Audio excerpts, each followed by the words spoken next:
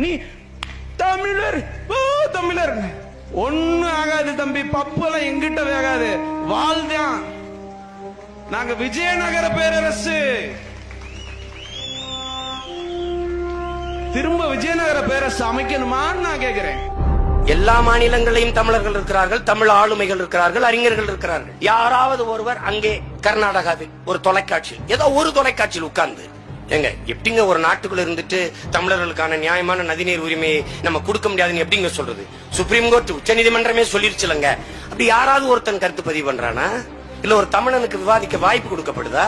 இல்ல அப்படி ஒரு தமிழன் பதிவு செய்து உயிரோட வீட்டுக்கு போக முடியுமா? போக முடியாது.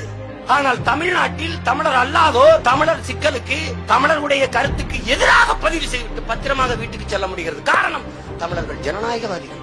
ஆனால் நாம் பழி சுமப்போம். இனவெறியர்கள் நம்மை இனவெறியர்கள் என்பார்கள், பிரிவினைவாதி என்பார்கள், அவர்கள் இனவெறியை தூண்டுகிறார்கள் என்பார்கள்.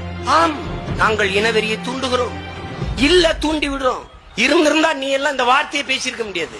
நாங்கள் செய்வது இனவெறி என்றால் அதை விட பெருமகிழ்ச்சி ஒன்றும் இல்லை. நான் தான் சொன்னேன், வரலாற்றில் இப்போதுதான் அவர்கள் முதன்முறையாக எதிரியவே சந்திக்கிறார்கள்.